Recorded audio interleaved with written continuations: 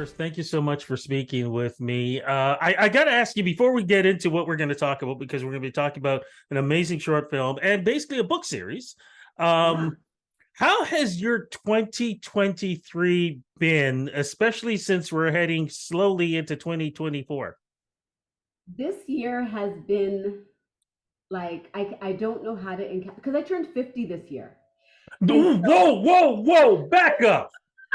There is no back it up. way you are 50. There is no way.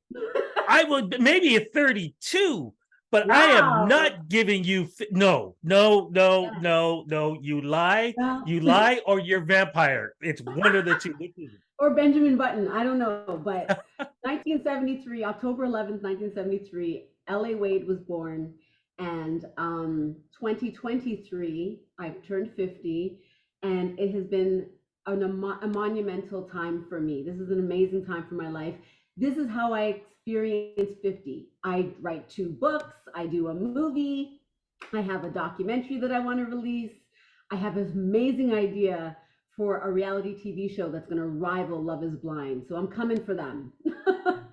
well, you have been part of this new revolution, and I'm going to say that, especially revolution, not just for women, but for Black women, being able to speak and express themselves any way they want to. Why was that important for you to be in that position to do it in this art form? You know, I didn't necessarily think about it in that capacity. Yes, I am a Black woman. I'm a woman. I'm a mother. All of those different things. But I think part of being a Black woman is the pain that we have internalized for so long that we needed a way to express it.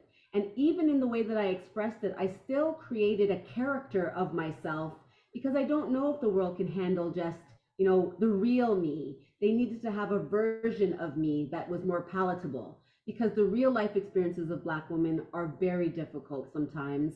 And yeah, so I think that I have found joy in the expression of our pain, but turning it into laughter. I really believe that if you can laugh during your healing, then the healing is probably a little bit more substantiated. I'm able to tell a story that has all kinds of different aspects to it, but there's laughter. And so therefore, even though it's like, oh my God, she went through that, it's also like, wow, but look how great she is. So it's more inspirational than it is a re-injuring or a re-trauma. Growing up, though, I'm just curious, who are your favorite authors and what were your favorite movies growing up watching? I wasn't a really, I wasn't a big reader when I was younger. I was in survival mode when I was younger. I suffered abuse since I was 5 years old. I was constantly left alone. Thank you. I was constantly left alone, and I think the TV raised me. So I was always, the latchkey kid. You come home, you get your milk and cookies, and then you sit in front of the TV. Saturday morning, cartoons. So, like the Looney Tunes. I learned about so many things through Bugs Bunny that my family wasn't able to teach me. So, while that was great for me now, back then it was kind of like you have this mediated way of understanding life.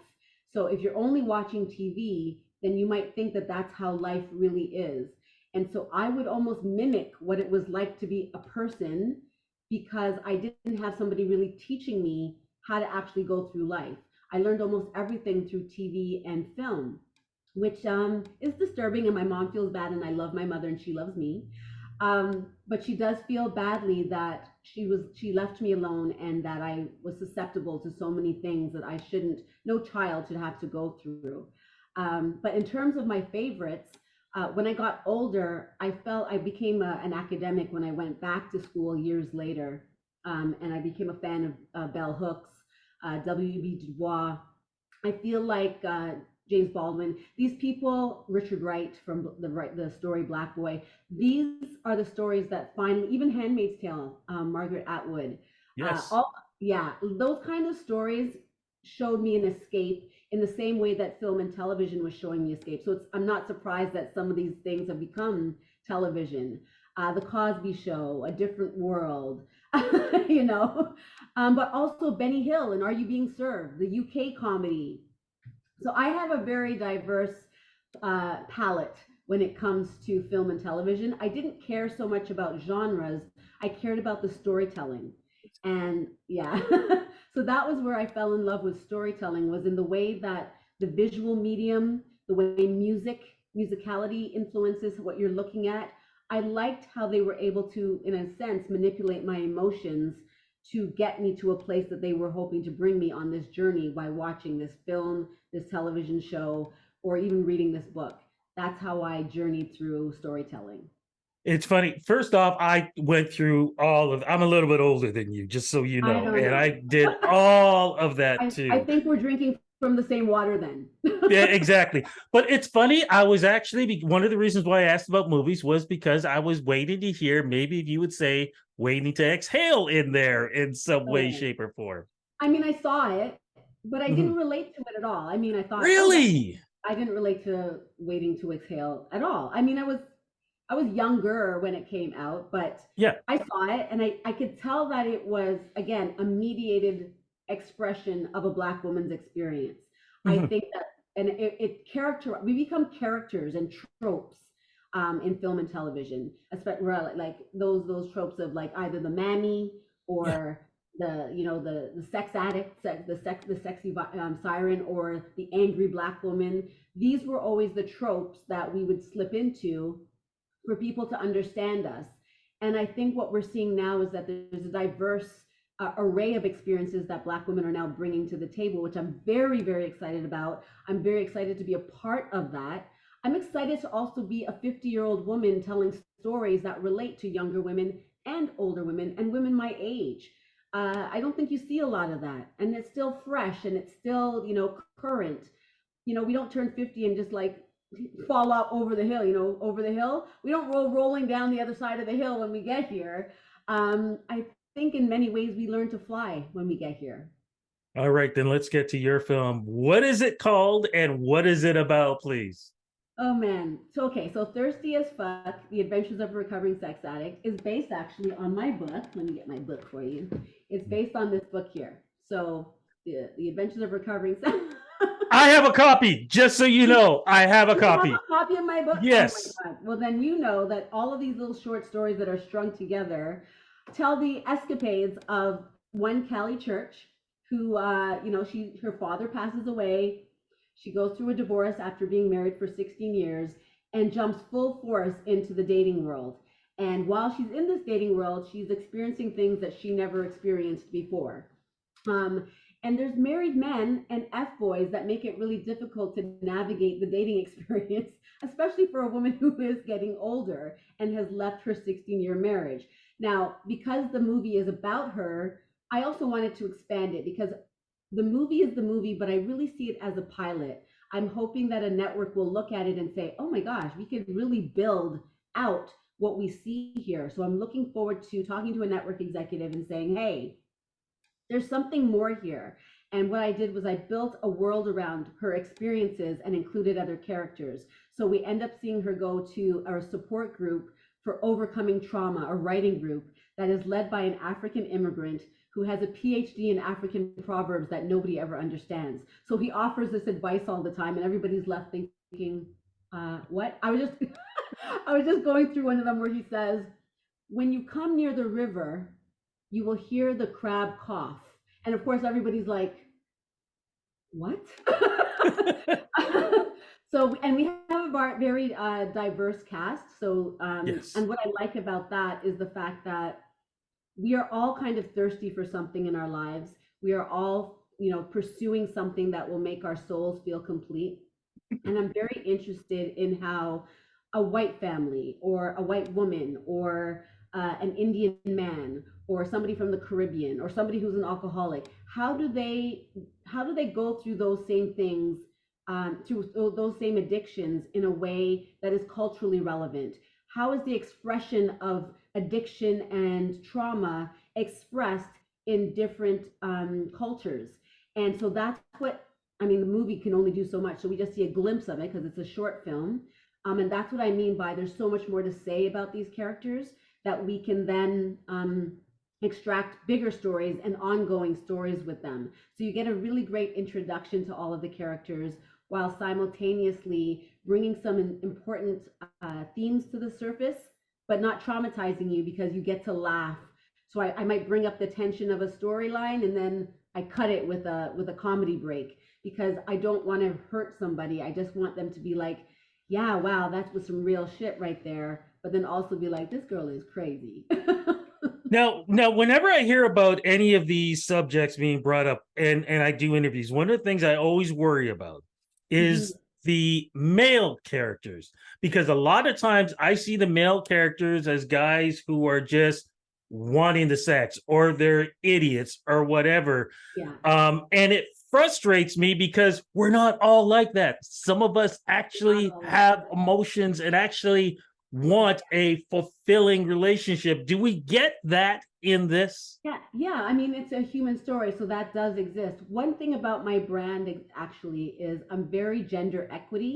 While I'm very down for women empowerment, I'm equally down for gender equity. And if women are only empowering themselves, they're alienating themselves from the male experience, and not Yes. everyone. Yes, I completely agree. And my book isn't about throwing married men and F boys under the table. I call this genre self-help erotica because because of the fact that her journey is about recovery. So there's a huge sense of accountability on Kelly Church's journey. So she doesn't just show up with a married man and be like, "Oh, that guy's an asshole because he's cheating on his wife." It's there's a complicated when somebody decides to come together that was already married with somebody else. There's more going on there than just him being an asshole. Um, right? There are F boys in the world that only want to sleep with women and try to manipulate you into being. But what is going on within yourself that's exposing you and allowing you to be manipulated? That's more important than him. Whatever he's doing has nothing to do with your experience. You have to heal so that your boundaries can be upheld. And you have to, I'm trying to develop an empathy and a compassion in our society that I don't think exists for people who struggle internally. A lot of pain is internal, and I can't judge what you're feeling or thinking or what you're struggling with, but we make huge assumptions. We have knee jerk reactions to one another that is hurting us and our ability to communicate with one another. And I'm literally trying to dismantle that through little tiny idiosyncrasies that educate us on different ways of being. That's what I do. Okay, you just said the right word, education. And I think with your book and with this film, for say a woman who's been in a relationship for like maybe we'll say 20 plus years and she's older, she's now single. She doesn't understand the language, she doesn't understand the landscape. I feel like what you're doing is an open sort of introduction to, okay, get ready because this may be the world that you're going to have to deal with. So let's give you at least a little bit of an understanding on terms, on how things may work, and what you have to look out for and maybe avoid. Am I correct when I say that? 100%. Let me give you a little digression that I do in my books that I love to do these little sidebars. So one of the first relationships that I had outside of my marriage, I went and I met this person at a restaurant in a dodgy area. I wasn't even thinking, oh, we're near the airport. What am I doing near the airport? I know this one. So I go there and he's sitting down with me and we're having a great conversation. I asked him, why didn't you ever get married? And this man looked at me dead in my face and said, what makes you think I'm not married? I'm like, what world am I in? The other guy that I met who started making out with me, my first really great makeout session, was somebody I kind of just met, which is also a thing that you're going to be expected to do right off the rip if you're allowing that in your boundaries. But he started to choke me. And I was like, I don't know. I don't really know you, so I don't know if you're actually trying to kill me or if this is just a thing. I've had to learn so many things the hard way, which is indicative of my life. And I think it's important that I share these stories with people who are also experiencing these things so that they can laugh at themselves a little bit and know Yeah. that I'm still all together. Look at my first chapter in my book.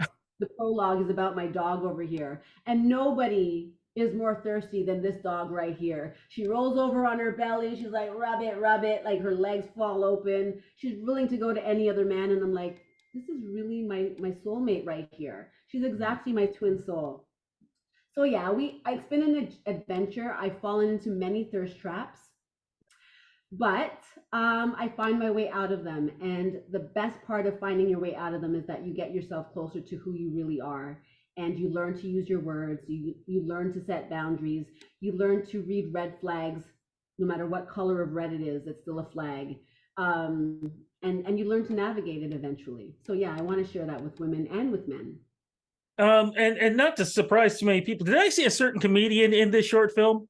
Yes, Tricks, comedian Tricks, I built this character around him because he does this stint about the African proverb that nobody understands, and his comedy is fantastic. He's from Toronto. He now lives in Las Vegas, and I grew up in Toronto, and I've known Tricks for many years, and he allowed me to go through the channels of just getting right to him and not having to go through all the management and all of that stuff because he was my friend, and one of the other characters is one of his best friends, and they're like, we get to do this together. And I didn't know that was one of his first roles. He had never done a movie before, and I'm thinking, are people sleeping? This guy is hilarious. So I'm really happy that I get the honor of saying that I saw that potential and I put him in his first movie. And I really hope we get a series because he deserves to be on television more often. Let's get to that. What is the potential of you having a series? And I'm not talking YouTube series. I mean, we can do Oh that no, and everything else. I want no, streaming. I want television. I listen, want movies, big screen. What are the exactly. chances of this happening? I think that when you come out on Wednesday, November 15th I hope you're coming. You're in Toronto, right? Yeah, yeah. It's on my calendar. That's why we're doing the interview. I know. Thank you so much. I think that when people come to see the movie slash pilot, I think they're going to see the potential. I think you're going to want more. And I think anyone in a network is going to be able to see that as soon as they watch it. There's like I had to do a little smaller proof of concept in order to get the grant to do this movie. So I applied to the Canada Council of the Arts thanks to my grant writer, Carlos Anthony. I wouldn't have been able to get that money without him. So thank you, Carlos. Um, he helped me get the money for this grant by setting up doing a proof of concept of the idea. I had written like 4 pages of a script with an ex partner of mine, not a loving partner, but like an editor partner, and we never did anything with it. So then I showed it to Carlos, and he was like, "We could shoot this all over the weekend." And I'm like, "Are you serious?"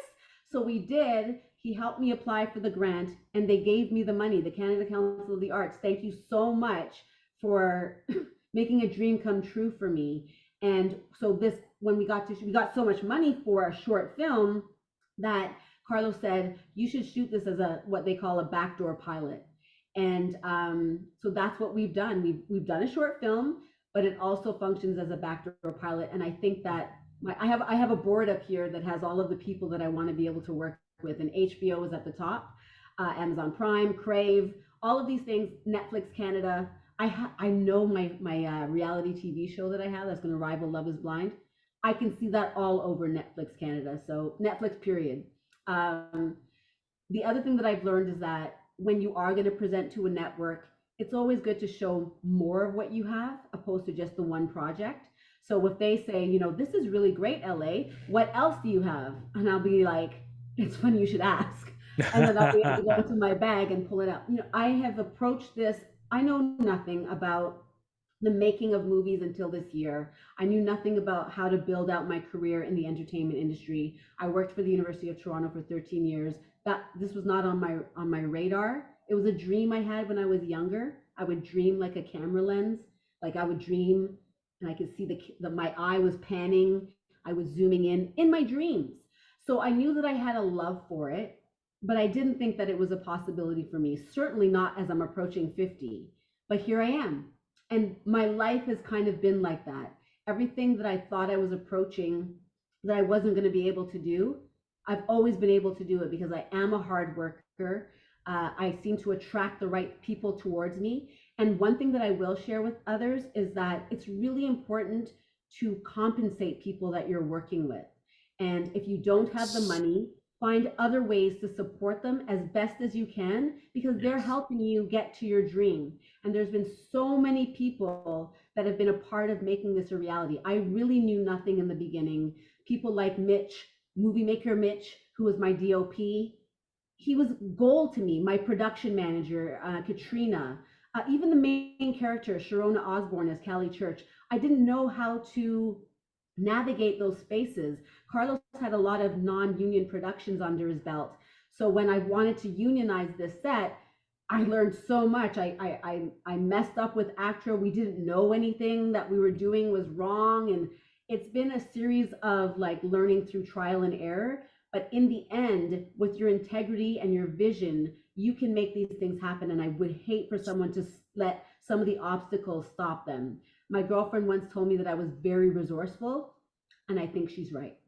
Oh, Being absolutely. resourceful is a superpower in Look, filmmaking. if Director X can get Robin Hood on as a series, I But mean, come on.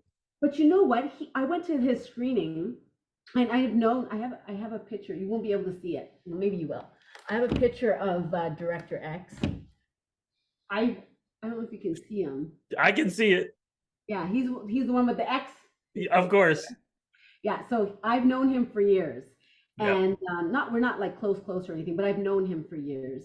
And I went to that screening, and he said on that stage that it took him 10 years to Yeah. get Robin Hood on global television. That's how much.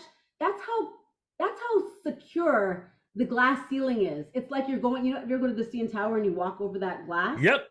yeah, that's what the seat. That's what that whatever that is that secures people to walk and jump all over that thing when you're that many high up in the air, that high up in the air. That's the type of glass ceiling that people of color have been trying to break Yes. for years into this Yep. industry. So for someone like him with the level of success that he has and still taking 10 years to get it done, I'm really hoping that people like him made it is going to make it so much easier for someone like me to come after. So X, thank you so much. He's not my mentor, but at the same time, you watch his career, you see the things that he's passionate about and how he integrates all of those things into the work he produces. And I have ideas and I have things that I care about. The one thing I will say though is I'm not telling people what to think. I just want people to think. It's different. A lot of people have like, not to, I might get in trouble for this, but I feel like white feminism is very aggressive. Yes. Say that. I feel like it's very aggressive and it's actually quite alienating to men. And I don't think that that's the world that I want to live in. So I don't want to come out and say, you know, white feminism is terrible. I would rather just present the options of what's happening as a result of white feminism and let you decide for yourself if this is good for you or not. And sometimes it is good for them. And other times it makes people think and get connected to what's going on inside of themselves so that they can make different decisions. I do that a lot actually with like LGBTQ plus. I'm very intentional in normalizing the interaction and not making it about this is the gay character or this is like don't Yeah. do that. I don't interact with people like that in my life.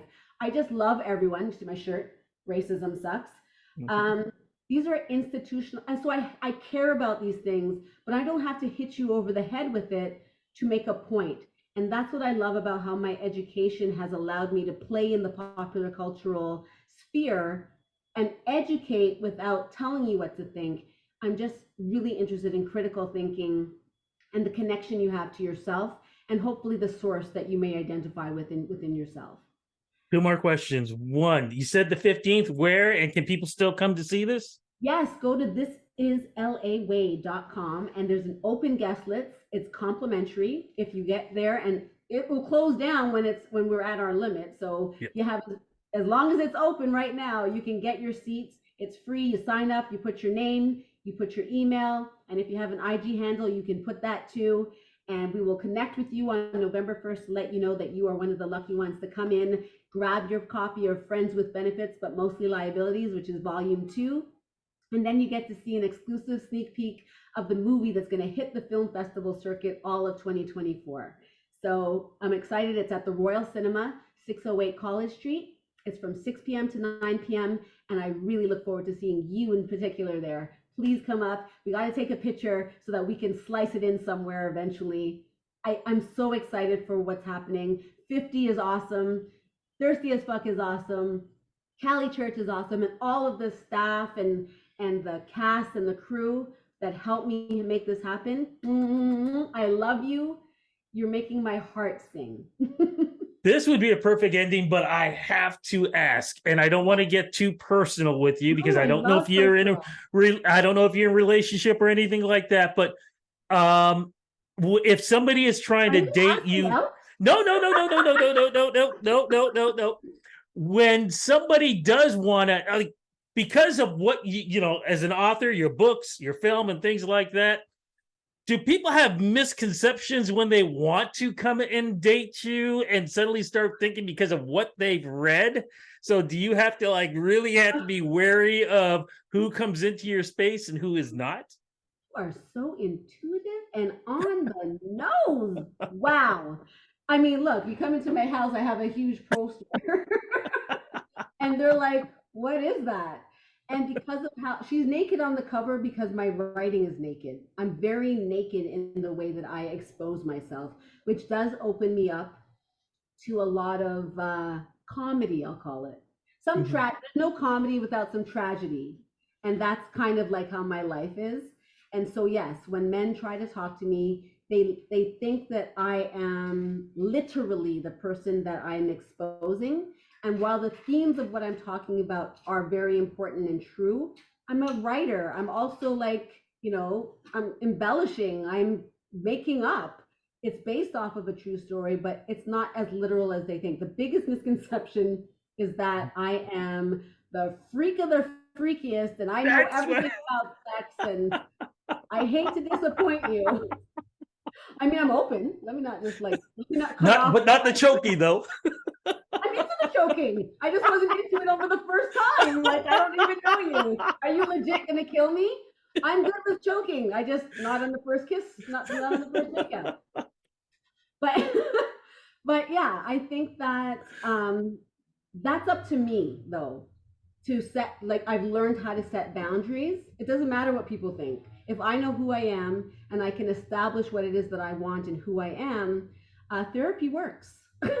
There you go. Therapy works. And I have come a long, long way. I've burnt so many bridges in my life. I've hurt so many people without, not intentionally. I've learned a lot about how complex PTSD can be a real hindrance because of shame and guilt and embarrassment, and how it isolates you and alienates you and disconnects you.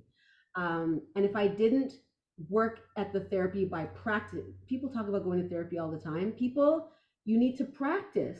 I think, what was his name? Eric something. He says, you think if you're not good at math and you don't practice math, then you're right, you're not good at math.